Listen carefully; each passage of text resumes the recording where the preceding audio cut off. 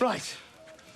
Get the horses and the hounds. Today we're going to revisit the Theon Kinslayer Theory. But since this theory is so widely known and accepted, the primary reason for this video is on the why does it matter? Because it does. Consider this a prelude to my overpromised and underdelivered Who Wrote the Pink Letter video. But first, let's review the Theon Kinslayer Theory itself, and then we'll get into the why does it matter at the very end. The Theon Kinslayer Theory posits that Theon Greyjoy did not kill Bran and Rickon, he killed the Miller's boys, and that's what he did. It is known.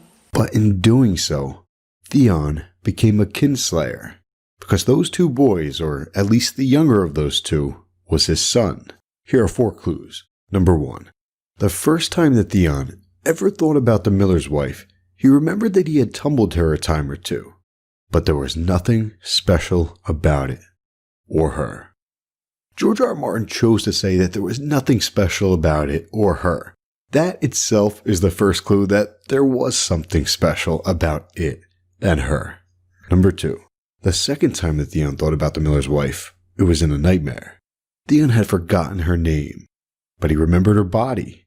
Theon remembered stretch marks on her belly. In the world of Ice and Fire, dreams often mean something, so this dream, stretch marks on her belly, it very well may be a clue. George R. R. Martin may be suggesting that this woman's child or children are not inconsequential. Number 3. Also in that dream, the Miller's wife had teeth above and below, if you know what I mean. So in that dream, or that nightmare, the Miller's wife used her upper teeth to tear out Theon's throat, and her lower teeth to tear off his manhood. This dream was clearly prophetic, as Ramsay would not too long thereafter remove Theon's manhood.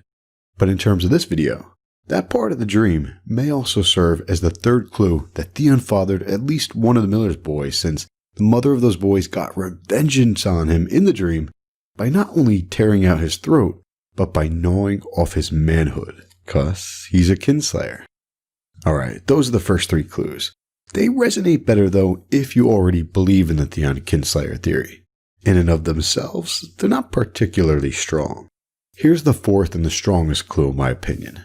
In Theon's last chapter of A Dance with Dragons, right before his freedom flight, Rowan called Theon a kinslayer, and Theon denied it. He said he was not a kinslayer. Rowan misinterpreted what he meant by that, saying, "Stark's boys were never brothers to you, aye, we know." But that's not what Theon had meant. Theon does look at Bran and Rickon as his brothers, and in his head, since he did not kill them, he is not a kinslayer. But Theon then transitioned into thinking about the mother of the Miller's boys, how he had known the Miller's wife for years, and had even bedded her. So sure, whenever someone mentions him killing Bran and Rickon, he is going to mourn over the fact that he killed 2 innocent children, that's natural. But over and over, Theon thinks about their mother. And in this particular instance, there's the added irony that he does not think he's a kinslayer since he did not kill Bran and Rickon, whom he considered his brothers. So, many fans believe that the purpose of these 4 references altogether is to clue the reader into the truth. Theon killed the Miller's boys, and at least the younger one is his son. So Theon is, in fact, a kinslayer. Technically, we may never know if Theon was their father or not, unless George R. R. Martin verifies it in a Q&A session. However, there is a 5th clue from a storytelling perspective, and it revolves around the why does it even matter? Check this out. It matters because of the implications that it has for Ramsay Snow. Let's take a step back. How did this even come to be? Why did Theon kill the Miller's boys? Oh, well, that's all right then. You let a half-wit escape with a cripple. And Rickon too, the little one. Gone, along with a wildling woman. Enjoying your first hunt? So far, hunting seems very similar to riding, my lord. We've lost the scent. Try again. We circled this farmhouse twice. There's no sign of them.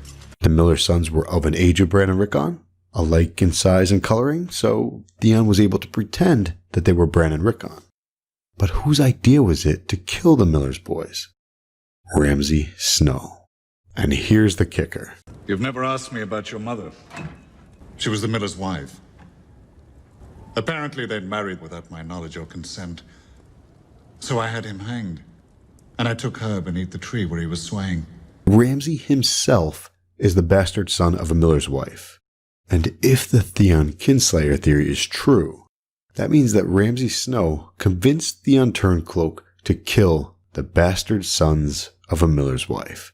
That is a twisted level of self-loathing, right? Ramsay has his own way of doing things. If you want, consider that storytelling implication as clue number 5. Personally, I think it's the missing piece that no one's been discussing, and it's the strongest clue of them all. And it may be even better than that. In the next one, let's analyze whether or not the miller's wife with whom Theon slept is the same miller's wife that Roose Bolton raped. Ramsay Snow's mother.